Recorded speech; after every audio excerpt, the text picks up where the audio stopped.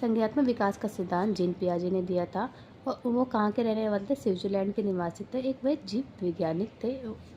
उन्हें एक मनोवैज्ञानिक भी कहा जाता है। उन्होंने कहा जो बच्चे का विकास होता है वातावरण और अनुकरण का, उसको बच्चे को बहुत ही महत्व दिया जाता है।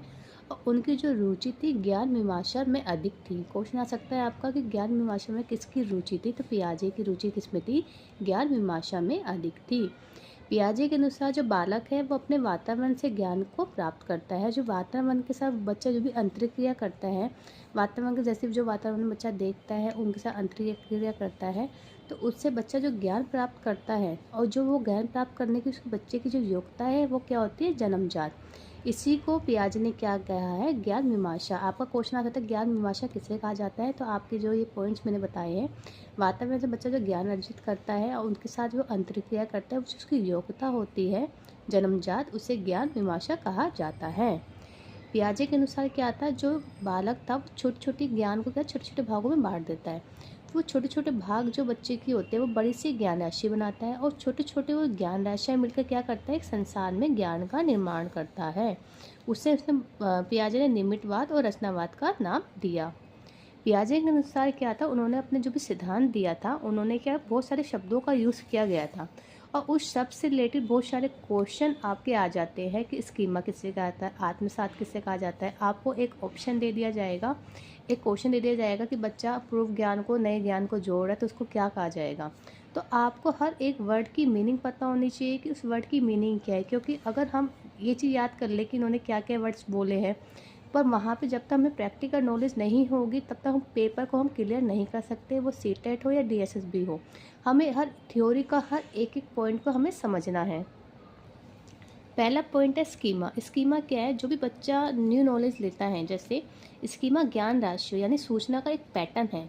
जब बच्चा नई नई ज्ञान लेता है तो वो क्या है तक स्कीमा, जैसे बालक द्वारा 1 से लेकर 10 तक की गिनती को एक निश्चित प्रतिमान में याद करना। जैसे बच्चा याद कर लेता है 1 2 3 4 5 6, उन्होंने बच्चे को पता है कि पहले 1 के बाद 2 आएगा, 2 के बाद 3 आएगा, तो उसने 1 से लेकर 10 तक काउंटिंग याद कर ली है। तो वो एक तरह का क्या है? बच्चे का स्कीमा।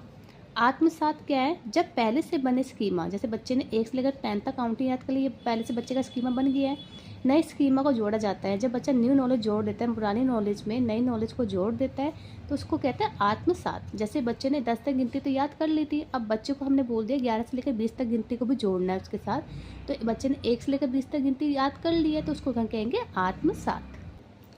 थर्ड है समायोजन। जब किसी नए स्कीमा के कारण पहले से बने स्कीमा परिवर्तन आ जाए, बच्चे ने नया ज्ञान जो जोड़ा उससे स्कीमा में जो चेंजेस आया उसे समायोजन कहते हैं। जैसे बच्चा केला खा रहा है, जो उसे पता है कि केले के लिए उस बच्चे को कितना मुंह खोलना है। ये तो नहीं है कि बच्चे बहुत बड़ा मुंह खोल लेगा, बच्चा कितना केला खाता उतना ही उसका बच्चे का मुंह खुलता। तो एक तरह का क्या है? समायोजन। इसको क्या कहते हैं? समायोजन। पलटवारिता। पलटवारिता जब क्या कहते हैं? जब किसी स्कीमा को उल्टे क्रम में व्यवस्थित करने की मानसिक योग्यता विकसित हो जाए। जब बच्चा उल्टी तरीके से भी करने में, जैसे हम बालक को कहते हैं आरोही क्रम में लिखो, उसको अवरोही क्रम में लिखो, बच्चा दोनों टाइप से कर पा रहा है तो उसकी योग्यता विकसित हो गई, मानसिक योग्यता, तो उसको कहते हैं पलटवारिता। वस्तु स्थायित्व। वस्तु स्थायित्व क्या होता है? जब बच्चा 8 से 9 साल का बच्चा, 8 से 9 महीने का बच्चा होता है, तो उसको क्या होता है? छिपी वस्तु को ढूंढने की योग्यता विकसित हो जाती है कि कोई सामान छुपा दो, उसको बोलो बच्चा ये सामान नहीं है, छुपा दो, तो बच्चा क्या करेगा? उस छिपी वस्तु को ढूंढ लेगा, तो उसको उसकी योग्यता विकसित हो जाती है। जैसे बच्चा 8 से 9 माह का जो बालक था, उसकी माँ ने क्या, को चेहरे को छिपा दिया, छिपाकर अपनी माँ, उसने बच्चे ने क्या किया? बच्चे ने माँ की हथेली को हटा दिया, उसे पता है उस हथेली के पीछे उसकी माँ का फेस है। तो क्या है? वस्तु स्थायित्व। अहम केंद्रितता। अहम केंद्रितता क्या होता है? जब बालक होता है अपने ज्ञान का निर्माण स्वयं करता है। बच्चा जैसे जैसे दुनिया में आता है, जब बच्चा दुनिया में आता है तो वो अपने आसपास का इन्वायरमेंट बहुत सारी चीज़ें देखता है, तो अपने ही अकॉर्डिंग बच्चा अपने ज्ञान का निर्माण खुद करता है। तो इसको पियाजे ने क्या कहा है? अहम केंद्रितता। जैसे दृष्टि, सृष्टि, जीववाद। जीववाद क्या होता है? निजी वस्तु को सजीव मानना। जैसे कोई खिलौना है तो एक छोटा बच्चा आपको जब खेलता हुआ आपने देखा होगा, तो बच्चों ऐसा खेलता है कि जैसे वो असली की चीज़ें हैं। जैसे उसको कपड़े पहनाना, उस बच्चे उस गुड़िया के बाल बनाना, तो वो क्या कर रहा है? निजी वस्तुओं को सजीव मान लेता है, जिससे हम क्या कहते हैं? जीववाद। जैसे एक बच्चा दरवाजे में टकरा जाता है और जब उसको चोट लगती है तो वो क्या करता है? दरवाजे को मारने लग जाता है, क्योंकि वो ये सोचता है कि मुझे इस दरवाजे ने मारा, मैं इसको, उसने मुझे मारा तो मैं इसको मारूंगा। खेल। खेल से क्या होता है? एक आनंद की प्राप्ति होती है। और पियाजे ने क्या किया है? 3 अवस्थाएं बताई है खेल की। पहला है विकेंद्रीकरण। जैसे जिस टाइप से खिलौना दिया जाता है उसी रूप में बच्चा उस खिलौने के साथ खेल रहा है तो उसको विकेंद्रीकरण कहते हैं। जैसे गुड़िया को कपड़े पहनाना, गुड़िया को खाना खिलाना, तो ये विकेंद्रीकरण। विसंदर्भीकरण क्या होता है? जब एक बालक को खिलौना दिया जाता है तो वो अलग तरीके से बच्चे उस खिलौने के साथ खेलने लग जाता है, उसको कहते हैं विसंदर्भीकरण। जैसे हेलमेट के ऊपर बच्चा बैठ गया और उसको कुर्सी बना के उसका हेलमेट के साथ बच्चा खेल रहा है, तो उसने उस हेलमेट को सर पे तो नहीं डाला, पर उसने उस हेलमेट को क्या बना दिया? कुर्सी। उसका एक अलग तरीके से उसका यूज़ किया, तो उसको कहते हैं विसंदर्भीकरण। अब क्या है? एकीकरण। जब क्या होता है? खेलों का स्वरूप बड़ा हो जाए, जैसे जटिल हो जाए, जैसे कई प्रकार के इसमें नियम हो, विधियाँ हो, उसको क्या कहते हैं? हम एकीकरण। जैसे हम क्रिकेट खेलते हैं, क्रिकेट में भी रूल्स होते हैं, फुटबॉल होते हैं, हॉकी होते हैं, उन सभी नियमों के साथ ही हम उस खेल को हम खेल सकते हैं, उसको क्या कहते हैं? एकीकरण।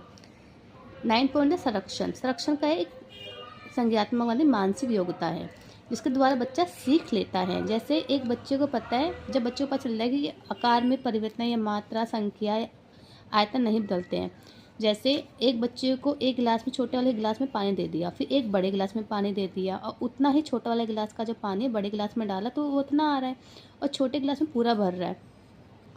बट बच्चे को पता है कि इसका पानी जो इसका पानी इक्वल है, तो इसमें बच्चा अंतर कर पा रहा है, हाँ, कि ये दोनों जो पानी है इक्वल है, तो इसको कहते हैं संरक्षण।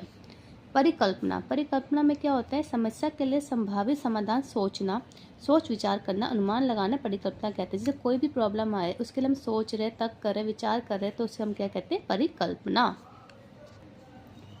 निगमनात्मक तक। इसके अंदर क्या होता है? ठीक है, इसमें क्या होता है? जो बच्चा सामान्य सूत्र से विशिष्ट उदाहरण की तरफ चलता है, जिससे हम कहते हैं निगमनात्मक तक। इसमें क्या होता है? विशिष्ट उदाहरण से पहले जो जितने भी रूल्स होते हैं उसका प्रयोग किया जाता है। जैसे एक बालक है, त्रिकोणमितीय सूत्र याद करते हैं, फिर उसके बाद विभिन्न प्रश्नों के हल करते हैं, तो उसके कहते हैं निगमात्मक तक। इसमें सामान्य सूत्र से विशिष्ट उदाहरण की ओर जाने की विधि कहा जाता है। पियाजे ने संज्ञात्मक विकास की जो अवस्था कितनी तरह 4 अवस्था बताई थी, तो इन अवस्था के नाम भी पूछे जाते हैं। इंद्रिय ग्रामक अवस्था, पूर्व सक्रियात्मक अवस्था, मूर्त सक्रियात्मक अवस्था, औपचारिक सक्रियात्मक अवस्था। इंद्रिय में क्या होता है? इसमें क्या होता है? बच्चा कोई भी कार्य करता है, बच्चा जो भी देखता है अपने इंद्रियों के थ्रू ही देखता है। जो भी बच्चा देखेगा इंद्रियों की सहायता देखेगा, अब वो अपने वातावरण के साथ अंतर्क्रिया करता है, अपनी इंद्रियों से ही करता है, यानी अपनी आँखों से ही देखता है। और उसमें क्या होता है? 8 से 9 माह का जो बालक होता है वो छिपी वस्तु को ढूंढना सीख जाता है, तो उससे कहते हैं वस्तु स्थायित्व के गुण बच्चे में आ जाते हैं। आपका क्वेश्चन आता है वस्तु स्थायित्व के गुण किस अवस्था में आते हैं? तो ये इंद्रियग्राम्य अवस्था होती है जो 0 से लेकर 2 वर्ष की होती है। इसी को शेषावस्था भी बच्चे की कहा जाता है। दूसरा है पूर्व सक्रियात्मक अवस्था जो 2 से लेकर 7 साल की होती है। इसी में क्या होता है? भाषा का विकास होता है और उसमें बालक का चिंतन विकास पहले करता है। एक क्वेश्चन आता है जो पियाजे के अनुसार बालक चिंतन पहले करता है या भाषा का विकास बाद में करता है? इसमें पियाजे के अनुसार बालक चिंतन विकास से पहले करता है तथा भाषा विकास बाद में करता है। इस अवस्था को पूर्व बाल्यावस्था भी कहा जाता है। खिलौने की आयु कौन सी है? पूर्व सक्रियात्मक अवस्था। इन्होंने क्या खेलों को 2 रूप बताए हैं। जब पूर्व सक्रियात्मक अवस्था में खेलों के 2 रूप पाए जाते हैं, विकेंद्रीकरण, विसंदर्भीकरण, जो अभी आपको मैंने आगे एक्सप्लेन किए थे। इसमें क्या होता है? बच्चा अहम केंद्रित होता है और निजी वस्तु को ये सजीव मान लेता। मतलब कहते हैं जो निजी वस्तु होती है, जो जैसे गुड़िया है, वो गुड़िया के साथ सच में वाला खेल करने लग जाता है, जो आपको मैंने पहले बताया था। जीववाद किस में पाया जाता है? पूर्व सक्रियात्मक अवस्था 2 से लेकर 7 वर्ष की उम्र में। इसको ही मानसिक क्रिया, इसमें पियाजे द्वारा प्रयुक्त यह सक्रिया शब्द का अर्थ क्या है? संक्रिया अवस्था का अर्थ है मानसिक क्रियाएं। पूर्व सक्रियात्मक अवस्था जो हमारी 7 से 11 वर्ष की होती है, इसी में बच्चा तार्किक चिंतन करने लग जाता है, बच्चा मूर्त चिंतन करने लग जाता है, बच्चे में संरक्षण की योग्यता का विकास बच्चे के अंदर हो जाता है और इसी को टोली पूर्व अवस्था भी कहा जाता है। बच्चा छोटी छोटी टोलियों में रहना, खेलना शुरू करता है और इसी बच्चे में एकीकरण की भाव को दिखाई देना स्टार्ट हो जाता है। अब खेल क्या होता है? थोड़े जटिल होने स्टार्ट हो जाते हैं। औपचारिक सक्रियात्मक अवस्था जो 11 से लेकर 15 वर्ष की होती है, इस एज में बच्चा क्या है? एक गैंग आयु भी कहा जाता है, इसको टोली अवस्था भी कहा जाता है और इसमें बच्चा अमूर्त चिंतन करना स्टार्ट कर देता है। इसमें परिकल्पना, निगमात्मक, तार्किक चिंतन का प्रयोग बच्चा करने लग जाता है। बच्चा क्या है? जो चीज़ बच्चे के सामने नहीं है, बच्चा उसके बारे में सोचने लग जाता है। बच्चे बहुत सारे नियम रूल्स बनाने लग जाता है,